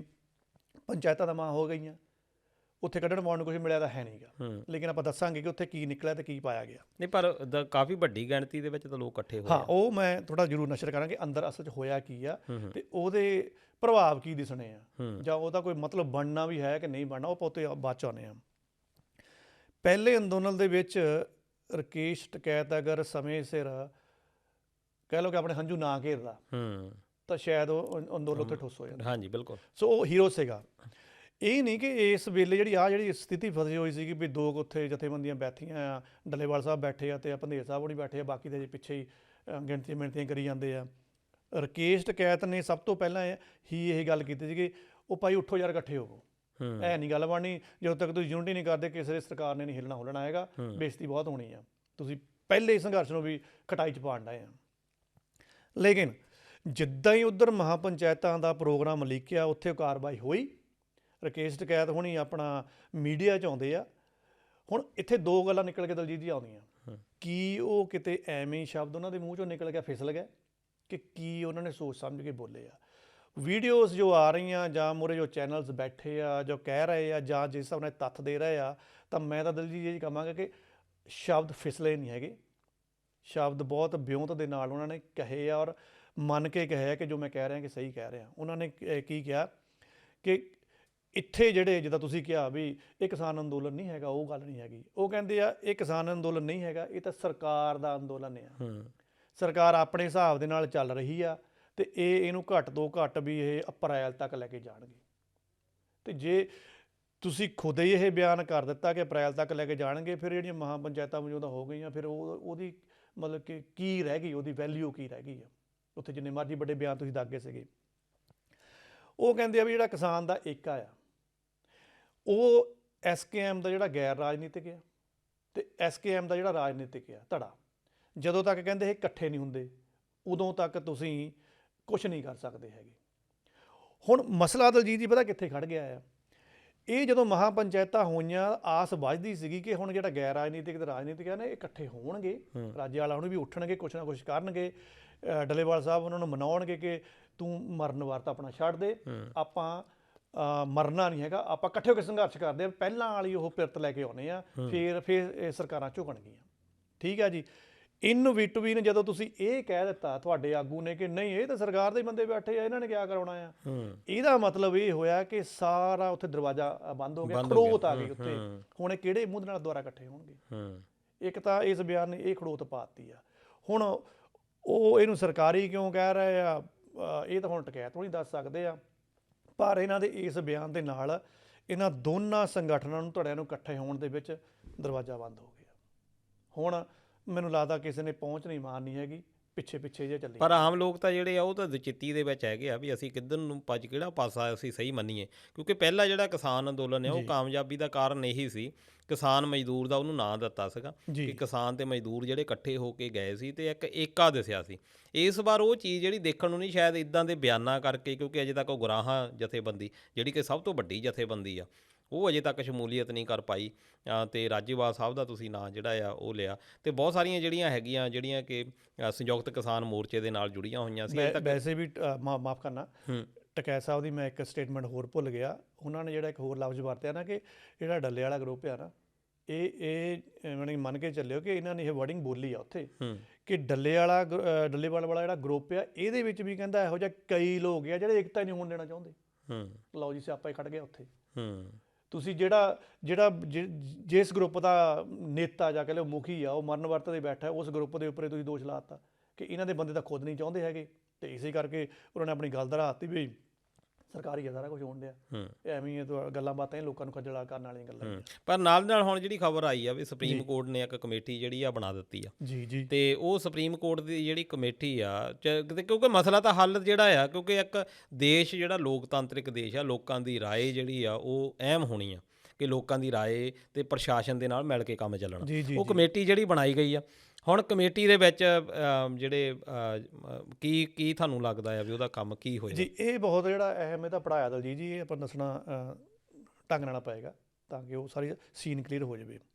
ਕਮੇਟੀ ਤੋਂ ਪਹਿਲਾਂ ਮੈਂ ਦੱਸਦਾ ਕਿ ਉਹ ਸਾਰਾ ਕੁਝ ਟਕੈਤ ਦਾ ਬਿਆਨ ਆ ਗਿਆ। ਉਦੋਂ ਡੱਲੇਵਾਲ ਸਾਹਿਬ ਕਹਿੰਦੇ ਆ ਮਾਈਕ ਦੇ ਉੱਪਰ ਆ ਕੇ ਕਿ ਮੈਂ ਮਰਨ ਵਰਤ ਉਦੋਂ ਤੱਕ ਨਹੀਂ ਛੱਡਣਾ ਜਦੋਂ ਤੱਕ ਸਾਰੀਆਂ ਮੰਗਾਂ ਨਹੀਂ ਮੰਨ ਹੁੰਦੀਆਂ।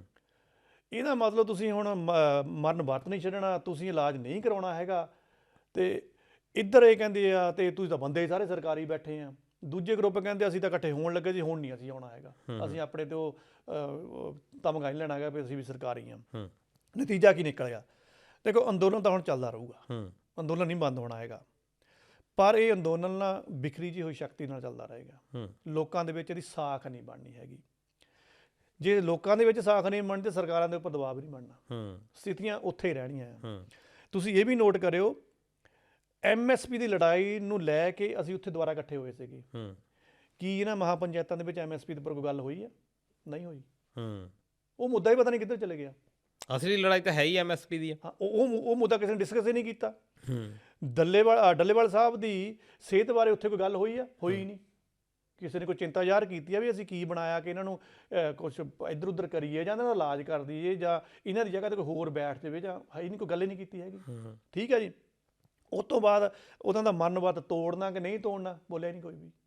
ਉਹ ਸਮਾਂ ਉਲਟਾ ਇਹ ਜਿਤਾ ਦਿੱਤਾ ਆ, ਉਹਨੇ ਖੁਦ ਹੀ ਜਿਤਾ ਤੱਕ ਮੈਂ ਉੱਠਣਾ ਹੀ ਨਹੀਂ ਹੈਗਾ, ਅਤੇ ਜਦ ਉੱਠਣਾ ਨਹੀਂ ਹੈਗਾ ਇਹਦਾ ਮਤਲਬ ਬਸ ਐਂ ਹੀ ਚੱਲੀ ਜਾਣਾ ਆ। ਹੁਣ ਤੁਸੀਂ ਕਮੇਟੀ ਦੀ ਗੱਲ ਕੀਤੀ ਆ, ਇੱਕ ਅਹਿਮ ਫੈਕਟਰ ਹੈ ਜਿਹੜਾ ਹੁਣ ਲੋਕਾਂ ਦਾ, ਆਪਾਂ ਪਿਛਲੇ ਪ੍ਰੋਗਰਾਮ ਦੇ ਵਿੱਚ ਵੀ ਡਿਸਕਸ ਕੀਤਾ ਸੀ, ਹੁਣ ਲੋਕ ਇਹ ਸਵਾਲ ਲਾ ਪਾਇਆ ਕਰਨ। ਲੋਕ ਕਹਿੰਦੇ ਆ ਵੀ ਦੁਨੀਆ ਦੇ ਵਿੱਚ ਇੱਕ ਬੰਦਾ ਹੋਇਆ ਸੀ ਮਰਨ ਵਰਤ ਦੇ ਜਿਹੜਾ 70 ਕੁ ਦਿਨ ਕੱਢ ਗਿਆ ਸੀਗਾ, ਔਰ ਉਹਦੀ ਉਮਰ ਘੱਟ ਸੀਗੀ। ਅੱਜ ਦੇ ਜੋ ਹਾਲਾਤ ਆ, ਅੱਜ ਦਾ ਤਾਂ ਨੌਜਵਾਨ 7 ਦਿਨ ਨਹੀਂ ਕੱਢ ਸਕਦਾ। 42 ਦਿਨ ਕਿੱਦਾਂ ਹੋ ਗਏ ਡੱਲੇਵਾਲ ਸਾਹਿਬ ਨੂੰ? ਇਹ ਕੁਛ ਖਾਂਦੇ ਆ, ਇਹ ਕੁਛ ਪੀਂਦੇ ਆ। ਇੱਕ ਬੰਦਾ ਜਿਹੜਾ ਪਹਿਲਾਂ ਹੀ ਬਿਮਾਰ ਆ, ਇੱਕ ਕਹਿ ਲਓ ਕਿ ਬੁਰੀ ਬਿਮਾਰੀ ਦੇ ਨਾਲ ਜਕੜਿਆ ਹੋਇਆ, 42 ਦਿਨ ਕਿੱਦਾਂ ਕੱਢ ਸਕਦਾ ਆ? ਮਤਲਬ ਕਿ ਤੁਸੀਂ ਐਵੇਂ ਬਸ ਟਾਈਮ ਹੀ ਪਕਾਈ ਜਾ ਰਹੇ ਆ। ਚਲੋ ਛੱਡੋ ਪਰੇ, ਹੁਣ ਅੱਗੇ ਕੀ ਹੋ ਸਕਦਾ ਆ? ਸਾਡੀ ਕੋਈ ਇੱਥੇ ਇਕਜੁੱਟਤਾ ਹੈ ਨਹੀਂ ਕਿਸਾਨਾਂ ਦੀ। ਸਰਕਾਰ ਨੇ ਕੁਝ ਕਰਨਾ ਨਹੀਂ ਹੈਗਾ, ਕਿਉਂਕਿ ਦੋ ਗਰੁੱਪਾਂ ਦੇ ਲਈ ਉੱਥੇ ਜੋ ਸਰਕਾਰ ਨੂੰ ਤਾਂ ਮਜ਼ਾ ਆ ਰਿਹਾ ਇਸ ਗੇਮ ਦੇ ਵਿੱਚ ਦਲਜੀਤ ਜੀ, ਕਿ ਉਹ ਤੁਹਾਡੀ ਜਦ ਇਕਜੁੱਟਤਾ ਹੈ ਨਹੀਂ ਕਿ ਲੜੀ ਜਾਓ, ਸਾਨੂੰ ਕੀ ਆ, ਉੱਥੇ ਆਪ ਹੀ ਇੱਕ ਦੂਸਰੇ ਦੇ ਸਿਰ ਪਾੜੀ ਜੀ ਜੁੱਤੀਆਂ ਖਾਈ ਜਾਓ। ਸੁਪਰੀਮ ਕੋਰਟ ਨੇ ਇੱਕ ਹਾਈ ਪਾਵਰ ਕਮੇਟੀ ਬਣਾਈ ਸੀਗੀ। ਠੀਕ ਹੈ ਜੀ। ਮੇਰੇ ਖਿਆਲ ਪਹਿਲਾਂ ਤਾਂ ਜਿਹੜੇ ਸਾਡੇ ਕਿਸਾਨ ਆਗੂ ਸੀ ਉਹਨਾਂ ਨੇ ਇਹਨੂੰ ਨਕਾਰ ਦਿੱਤਾ ਸੀ, ਇੱਦਾਂ ਦਾ ਜੀ ਕਹਿੰਦੇ ਬਥੇਰੀਆਂ ਕਮੇਟੀਆਂ ਬਣਦੀਆਂ, ਅੱਗੇ ਕਿਆ ਹੋ ਗਿਆ ਹੈ? ਕੁਛ ਹੋਇਆ ਆ? ਨਹੀਂ ਹੋਇਆ ਹੈਗਾ, ਅਸੀਂ ਨਹੀਂ ਹਿੱਸਾ ਲੈਣਾ। ਪਰ ਨਹੀਂ, ਮੈਨੂੰ ਲੱਗਦਾ ਕਿ ਕਿਸਾਨ ਆਗੂ ਨੇ ਹਿੱਸਾ ਲੈਣਾ ਚਾਹੀਦਾ ਆ। ਕਿਉਂ ਲੈਣਾ ਚਾਹੀਦਾ? ਕਿ ਕੱਲ੍ਹ ਨੂੰ ਕੋਰਟ ਜਾਂ ਜਿਹੜੀ ਕੇਂਦਰ ਸਰਕਾਰ ਹੈ ਇਹ ਨਾ ਤੁਹਾਨੂੰ ਕਹੇ ਕਿੰਨੀਆਂ ਤੁਹਾਨੂੰ ਕਾਲਾਂ ਦਿੱਤੀਆਂ, ਤੁਸੀਂ ਤੁਰਦੇ ਹੈ ਹੀ ਤਾਂ ਜਿਹੜਾ ਧਰਨੇ ਦਾ ਹੱਲ ਤਾਂ ਗੱਲਬਾਤ 'ਚੋਂ ਹੀ ਨਿਕਲਣਾ। ਜੇ ਤੁਸੀਂ ਗੱਲ ਆ ਇਹ ਹੋ ਜਾਊਗਾ ਵੀ ਤੁਸੀਂ ਸਹਿਮਤੀ ਜਿਹੜੀ ਆ ਸਾਡੀ ਨਹੀਂ ਬਣੀ ਹੈਗੀ, ਉਹ ਫੇਲ ਹੋ ਜਾਊਗੀ ਗੱਲਬਾਤ। ਤੁਹਾਡੀ ਗੱਲ ਕਰਨੀ ਤਾਂ ਜਿਹੜੀ ਪਹਿਲੀ ਗੱਲ ਇਹੀ ਆ, ਤੁਹਾਨੂੰ ਆਪਣਾ ਪੱਖ ਦੱਸਣਾ ਚਾਹੀਦਾ ਪਏਗਾ। ਸੋ ਮੈਂ ਤਾਂ ਇਹੀ ਸੋਚਦਾ ਕਿ ਕਿਸਾਨ ਆਗੂ ਨੇ ਇਸ ਕਮੇਟੀ ਦੇ ਵਿੱਚ ਸ਼ਿਰਕਤ ਕਰਨੀ ਚਾਹੀਦੀ ਆ। ਇਹ ਕਮੇਟੀ ਦੂਜੀਆਂ ਕਮੇਟੀਆਂ ਨਾਲੋਂ ਵੱਖਰੀ ਹੁੰਦੀ ਆ। ਐਗਜ਼ਾਮਪਲ ਕੀ ਲੈ ਸਕਦੇ ਆ? MS ਸਵਾਮੀਨਾਥਨ ਦੀ ਲੈ ਸਕਦੇ ਆ। ਠੀਕ ਹੈ ਕਿ ਉੱਥੇ ਸਰਕਾਰਾਂ ਨੇ ਅਮਲ ਨਹੀਂ ਕੀਤਾ, ਲੇਕਿਨ ਜਿਹੜੀ ਉਹ ਕਮੇਟੀ ਬਣੀ ਸੀ ਇੱਦਾਂ ਹੀ ਬਣੀ ਸੀਗੀ। ਸਰਕਾਰਾਂ ਨੇ ਕਦੋਂ ਐਕਟ ਕਰਨਾ ਆ? ਕਿਸਾਨਾਂ ਦੀ ਜ਼ੋਰ ਦੇ ਨਾਲ ਥੋੜ੍ਹਾ ਐਕਟ ਕਰਨਾ ਆ। ਆਹ ਜਿਹੜੀਆਂ ਕਮੇਟੀਆਂ ਦੀਆਂ ਰਿਪੋਰਟਾਂ ਜਾਣੀਆਂ, ਇਹਨਾਂ ਨੂੰ ਖੰਗਾਲਣਾ ਆ। ਤੇ ਇਹ ਜਿਹੜੀ ਫਿਰ ਸਵਾਮੀਨਾਥਨ ਟਾਈਪ ਇਹ ਕਮੇਟੀ ਰਿਪੋਰਟਾਂ ਜਾਣੀਆਂ ਆ, ਇਹ ਕੋਈ ਪੰਜਾਬ ਤੇ ਹਰਿਆਣਾ ਦੇਖ ਕੇ ਥੋੜ੍ਹਾ ਬਣਨੀ ਆ, ਪੂਰੇ ਇੰਡੀਆ ਦੀ ਖੇਤੀ ਦਾ ਮਾਡਲ ਦੇਖ ਕੇ ਬਣਨੀ ਆ। ਉਹ ਭਾਈ ਇਹ ਸਰਕਾਰਾਂ ਨੇ ਪੜ੍ਹਨੀਆਂ ਆ। ਇਹਦੇ ਵਿੱਚ ਹੁਣ ਕਿਸਾਨ ਆਗੂਆਂ ਨੇ ਵਿੱਚ ਬਹਿਣਾ, ਆਪਣਾ ਦੇਣਾ ਸਾਰਾ ਕੁਛ, ਤਾਂ ਹੋ ਸਕਦਾ ਕਿ ਤੁਹਾਡਾ ਕੁਛ ਨਾ ਕੁਛ ਬਣ ਜਾਏ। ਤੇ ਇੱਥੇ ਹੁਣ ਹਾਸੋ ਨਹੀਂ ਗੱਲ ਇਹ ਵੀ ਬਣੀ ਹੋਈ ਆ ਜੀ, ਕਮੇਟੀ ਕਹਿੰਦੀ 5 ਕਰੋੜ ਰੁਪਇਆ ਦਿਓ, ਸਾਡਾ ਖਰਚਾ ਹੋਣਾ, ਸਾਡੇ ਲੋਜਿਸਟਿਕ ਦੇ ਉੱਪਰ ਖਰਚਾ ਹੋਣਾ ਜੀ। ਉਹ ਮੇਰੀ ਪੱਤਰਕਾਰਾਂ ਨਾਲ ਗੱਲਬਾਤ ਉੱਥੇ ਹੋਈ ਆ, ਜਾਂ ਜਿਹੜੇ ਅਫਸਰ ਸੀਗੇ ਉਹਨਾਂ ਨਾਲ ਵੀ ਥੋੜ੍ਹਾ ਮੈਂ ਪੁੱਛਿਆ। ਉਹ ਕਹਿੰਦੇ ਤੁਹਾਨੂੰ ਪਤਾ ਜਿਹੜਾ ਇਹ 5 ਕਰੋੜ ਨਹੀਂ ਮੰਗਿਆ ਲੋਜਿਸਟਿਕ ਦਾ, ਇਹ ਮੰਗ ਸਕਦੇ ਆ? ਮੈਂ ਕਿਹਾ ਮੰਗ ਤਾਂ ਸਕਦੇ ਆ, ਖਰਚਾ ਆਉਣਾ ਆ, ਪੂਰੇ ਖਰੜਾ ਤਿਆਰ ਹੋਣਾ ਆ, ਜਾਣਾ ਆਉਣਾ ਪੈਣਾ ਆ। ਕਹਿੰਦੇ ਪੈਸਾ ਕਿੱਥੋਂ ਲੈਣਾ ਮੰਗਿਆ ਉਹਨੇ। ਮੈਂ ਕਿਹਾ ਵੀ ਕੇਂਦਰ ਦਾ ਬਣਦਾ ਵੀ ਕੇਂਦਰ ਜਿਹੜਾ ਖੇਤੀਬਾੜੀ ਉਹਨਾਂ ਦਾ ਖੇਤੀਬਾੜੀ ਮੰਤਰਾਲਾ ਆ ਉਹ ਦਵੇ ਤਾਂ ਜੀ, ਉਹ 5 ਕਰੋੜ ਦਊਗੇ ਤਾਂ ਦੁਖੂਗਾ ਨਹੀਂ। ਕਹਿੰਦੇ ਤੁਹਾਨੂੰ ਪਤਾ ਵੀ 2.5 ਕਰੋੜ ਹਰਿਆਣੇ ਨੂੰ ਦੇਣਾ, 2.5 ਕਰੋੜ ਪੰਜਾਬ ਨੂੰ ਦੇਣਾ, ਬਾਕੀ ਸੂਬੇ ਖਰੜਾ ਸਾਰਿਆਂ ਲਈ ਤਿਆਰ ਹੋ ਰਿਹਾ ਤੇ ਉਹ ਸਿਰਗੰਜਾ ਕਰਾਉਣ ਨੂੰ 2 ਸੂਬੇ। ਬਿਲਕੁਲ ਹਰਿਆਣੇ ਨੇ ਤਾਂ 2.5 ਕਰੋੜ ਦੇ ਦਿੱਤਾ, ਪੰਜਾਬ ਵਾਲਿਆਂ ਦੀ ਫਾਈਲਾਂ ਘੁੰਮੀ। ਅਸਲ ਵਿੱਚ ਪ੍ਰੋਬਲਮ ਵੀ ਇੱਥੋਂ ਹੀ ਹੁੰਦੀ ਆ। ਹੁਣ ਤੁਸੀਂ ਸਟੇਟਾਂ ਦੇਖੋ ਸਾਰੀਆਂ, ਜੇ ਕਿਸਾਨ ਅੰਦੋਲਨ ਦੀ ਵੀ ਗੱਲ ਕਰੀਏ, ਕਿਸਾਨੀ ਦਾ ਜਿਹੜੀ ਆ, ਜੇ ਆਪਾਂ ਪੜ੍ਹਦੇ ਰਹੇ ਸ਼ੁਰੂ ਤੋਂ ਵੀ ਭਾਰਤ ਇੱਕ ਖੇਤੀ ਪ੍ਰਧਾਨ ਸੂਬਾ, ਇਹਦਾ ਮਤਲਬ ਇਹ ਆ ਵੀ ਇਕੱਲੀ ਪੰਜਾਬ ਵਿੱਚ ਹੀ ਨਹੀਂ ਖੇਤੀ ਹੁੰਦੀ। ਇਹ ਆ ਵੀ ਅਸੀਂ ਕਣਕ ਝੋਨੇ ਦੇ ਚੱਕਰਾਂ ਵਿੱਚ ਪਏ ਆ। ਯੂਪੀ ਦੇ ਵਿੱਚ ਕਿੰਨਾ ਵੱਡਾ ਗੰਨਾ ਹੁੰਦਾ, ਠੀਕ ਹੈ ਜੀ, ਕਣਕ ਆ, ਮੱਧ ਪ੍ਰਦੇਸ਼ ਦੀ ਕਣਕ ਕਿੱਥੇ ਤੱਕ ਜਾਣੀ ਜਾਂਦੀ ਆ। ਫਿਰ ਕੇਰਲਾ ਦੇ ਵਿੱਚ ਨਾਰੀਅਲ ਦੀ ਤੁਸੀਂ ਗੱਲ ਕਰ ਲਓ, ਖਜੂਰਾਂ ਦੀ ਗੱਲ ਕਰ ਲਓ, ਹਰ ਸਟੇਟ ਦੀ ਆਪਣੀ ਆਪਣੀ ਆ। ਪਿਆਜ਼ ਆ, ਉਦੋਂ ਗੱਲਾਂ ਆਪਾਂ ਕਰਦੇ ਹੁੰਦੇ ਆ ਕਿ ਮਹਾਰਾਸ਼ਟਰ 'ਚ ਪਿਆਜ਼ ਕਿਉਂ ਮਹਿੰਗਾ ਹੋ ਗਿਆ। ਮਹਾਰਾਸ਼ਟਰ 'ਚ ਜੀ ਐਤਕੀ ਮੀਂਹ ਪੈ ਗਿਆ, ਇਹਦਾ ਮਤਲਬ ਪਿਆਜ਼ ਦੀ ਕਿੱਡੀ ਵੱਡੀ ਖੇਤੀ ਆ ਉੱਥੇ, ਲਸਣ ਦੀ ਖੇਤੀ ਕਿੱਡੀ ਵੱਡੀ ਆ, ਹੈ ਨਾ। ਹਰ ਸੂਬੇ ਦੇ ਵਿੱਚ ਇੱਕ ਹੈਗੀ ਆ। ਪਰ ਗੱਲ ਇਹ ਆ ਵੀ ਬੋਲਦਾ ਕੌਣ ਆ? ਬੋਲਦੇ ਆ ਕਿ ਮਹਾਰਾਸ਼ਟਰ ਤੋਂ ਬਾਅਦ ਜਦੋਂ ਵੀ ਉੱਠਦੀ ਆ ਤੇ ਜਾਂ ਪੰਜਾਬ ਤੇ ਹਰਿਆਣੇ 'ਚ ਉੱਠਦੀ ਆ, ਉੱਤਰ ਪ੍ਰਦੇਸ਼ ਦਾ ਜੇ ਆਪਾਂ ਉੱਤਰੀ ਭਾਗ ਲਾ ਲਈਏ। ਜਦੋਂ ਇਹ ਕਮੇਟੀ ਬਣੀ ਆ ਤੇ ਕਿਸਾਨਾਂ ਕੋਲ ਉਹ ਸਾਰਾ ਕੁਝ ਆ। ਹੁਣ ਸਰਕਾਰਾਂ ਉਹਦੇ ਆ, ਉਹ ਕਹਿੰਦੇ ਆ ਵੀ 10 ਸੀਟਾਂ ਹੈਗੀਆਂ ਆ ਲੋਕ ਸਭਾ ਦੀਆਂ ਹਰਿਆਣੇ 'ਚ, 13 ਹੈਗੀਆਂ ਆ ਪੰਜਾਬ ਦੇ ਵਿੱਚ, ਤੇ ਜਿਹੜੇ ਬੰਦਿਆਂ ਤੋਂ ਅਸੀਂ ਜਿੱਤਣਾ ਆ, ਜਿੱਥੋਂ ਅਸੀਂ ਜਿਹਨਾਂ ਨੂੰ ਅਸੀਂ ਖੁਸ਼ ਕਰਨਾ ਆ, ਉਹ ਬੰਦੇ ਤਾਂ ਕੁਸਕਦੇ ਕੋਈ ਨਹੀਂ, ਹੈ ਨਾ। ਤੇ ਇਸ ਕਰਕੇ ਸਰਕਾਰਾਂ ਜਿਹੜੀਆਂ ਆ ਵੋਟਾਂ ਦੀ ਦੇਖੋ ਮੇਰੇ ਹਿਸਾਬ ਨਾਲ ਕਮੇਟੀ ਦੇ ਉੱਪਰ ਥੋੜਾ ਗੌਰ ਕਰਨਾ ਚਾਹੀਦਾ, ਕਿਉਂਕਿ ਇਹਨਾਂ ਸ਼ੁਰੂਆਤ ਹੋ ਜਾਏਗੀ, ਤੁਹਾਡੀ ਹਾਜ਼ਰੀ ਲੱਗ ਜਾਏਗੀ, ਕਿਉਂਕਿ ਇਸ ਕਮੇਟੀ ਨੇ ਕਿਸਾਨਾਂ ਦੇ ਜਿਹੜੇ ਇਸ਼ੂ ਸੀਗੇ ਜੀ, ਵੀ ਸਾਨੂੰ ਆਹ ਵਾਅਦਾ ਕੀਤਾ ਸੀ, ਆਹ ਨਹੀਂ ਪੂਰਾ ਕੀਤਾ, ਜਾਂ ਸਾਡੀ ਆਹ ਮੰਗ ਆ, ਇਹ ਇਸ਼ੂ ਸਰਕਾਰਾਂ ਨੂੰ ਭੇਜ ਦਿੱਤੇ ਆਲਰੇਡੀ। ਸਾਨੂੰ ਮੰਨਣਾ ਚਾਹੀਦਾ ਕਿ ਭੇਜ ਦਿੱਤੇ, ਐਵੇਂ ਅਸੀਂ ਹੁਣ ਉੱਥੇ ਸ਼ੱਕ ਕਰੀ ਜਾਂਦੇ ਆ। ਕਿਉਂਕਿ ਇਹ ਕਮੇਟੀ ਥੋੜੀ ਤਾਂ ਫੇਰ ਹੁੰਦੀ ਆ ਜੀ, ਥੋੜਾ ਜਿਹਾ ਤਾਂ ਵਧੀਆ ਢੰਗ ਨਾਲ ਚੱਲਦੀ ਆ, ਕਿਉਂਕਿ ਇਹਦੇ ਵਿੱਚ ਵਧੀਆ ਬੰਦੇ ਬੈਠਣੇ ਯਾਰ, ਕਿਸਾਨਾਂ ਨੂੰ ਵੀ ਆਪਣਾ ਪੱਖ ਰੱਖਣ ਲਈ ਇੱਕ ਟਾਈਮ ਔਰ ਜਗ੍ਹਾ ਮਿਲਣੀ ਆ। ਹੁਣ ਇਸ ਕਮੇਟੀ ਨੇ ਸਿਰਫ ਕਰਨਾ ਕੀ ਆ, ਇਸ਼ੂ ਭੇਜ ਦਿੱਤੇ ਸੀਗੇ, ਸਰਕਾਰ ਨੇ ਲੈ ਲਿਆ, ਤੁਹਾਡੀ ਇੱਕ ਗੱਲ ਪੂਰੀ ਹੋ ਗਈ। ਹੁਣ ਇਸ਼ੂਆਂ ਦੇ ਹੱਲ ਭੇਜਣੇ ਆ, ਤੇ ਵੀ ਜੇ ਉਹ ਕਹਿੰਦੇ ਆ ਕਿ ਅਸੀਂ ਇਸ਼ੂਆਂ ਦੇ ਤੁਹਾਡੇ ਦੇ ਹੱਲ ਭੇਜਣੇ ਆ, ਬੈਠੋ ਯਾਰ ਉੱਥੇ ਜਾ ਕੇ ਗੱਲਬਾਤ ਕਰੋ। ਔਰ ਇਹ ਜਿਹੜੇ ਹੱਲ ਹੁੰਦੇ ਆ, ਇਹ ਕੋਈ ਉੱਦਾਂ ਹੀ ਥੋੜਾ ਕਿਸੇ ਨੇ ਲਿਖ ਦੇਣੇ ਆ। ਉੱਥੇ ਬੁੱਧੀਜੀਵੀ ਬੈਠੇ, ਫਿਲਾਸਫਰ ਬੈਠੇ ਆ, ਕਿਸਾਨੀ ਨਾਲ ਰਿਲੇਟਡ ਵੀ ਉੱਥੇ ਬੰਦੇ ਬੈਠੇ ਹੋਣੇ ਆ, ਤੇ ਉਹਨਾਂ ਨੇ ਸਟੱਡੀ ਬੇਸਡ ਗੱਲ ਕਰਨੀ। ਤੇ ਸਟੱਡੀ ਬੇਸਡ ਜਿਹੜੀ ਗੱਲ ਹੁੰਦੀ ਆ, ਉਹ ਉੱਦਾਂ ਹੀ ਨਹੀਂ ਗੱਲ ਹੁੰਦੀ ਹੈ ਕਿ ਉਹ ਫਲਾਨੀ ਕਮੇਟੀ ਆ ਗਈ ਸੀ, ਉਹਨਾਂ ਦੇ ਬੰਦੇ ਸੀਗੇ। ਇੱਥੋਂ ਪ੍ਰੋਸੀਡ ਕਰਨ ਤਾਂ ਥੋੜਾ ਜਿਹਾ ਮੈਨੂੰ ਲੱਗਦਾ ਗੱਲ ਲਾਗੇ ਆਊਗੀ, ਪਰ ਜਦੋਂ ਤੱਕ ਇਕਜੁੱਟਤਾ ਨਹੀਂ ਹੁੰਦੀ, ਸਰਕਾਰਾਂ ਨੇ ਟਸ ਤੋਂ ਮਸ ਨਹੀਂ ਹੋਣਾ। ਬਿਲਕੁਲ ਜੀ। ਤੇ ਦੋਸਤੋ, ਇਹ ਸੀ ਇੰਡੋਸ ਪ੍ਰਾਈਮ। ਤੁਹਾਨੂੰ ਇਹ ਪ੍ਰੋਗਰਾਮ ਕਿੱਦਾਂ ਦਾ ਲੱਗਾ ਤੁਸੀਂ ਸਾਨੂੰ ਦੱਸ ਸਕਦੇ ਹੋ। ਤੇ ਹੁਣ ਤੁਹਾਡੇ ਤੋਂ ਇਜਾਜ਼ਤ ਚਾਹੁੰਦੇ ਹਾਂ। ਆਪਣਾ ਖਿਆਲ ਰੱਖਿਓ, ਤੰਦਰੁਸਤ ਰਹੋ। ਸਤਿ ਸ੍ਰੀ ਅਕਾਲ, ਰੱਬ ਰਾਖਾ। ਸ਼ੁਕਰੀਆ ਜੀ।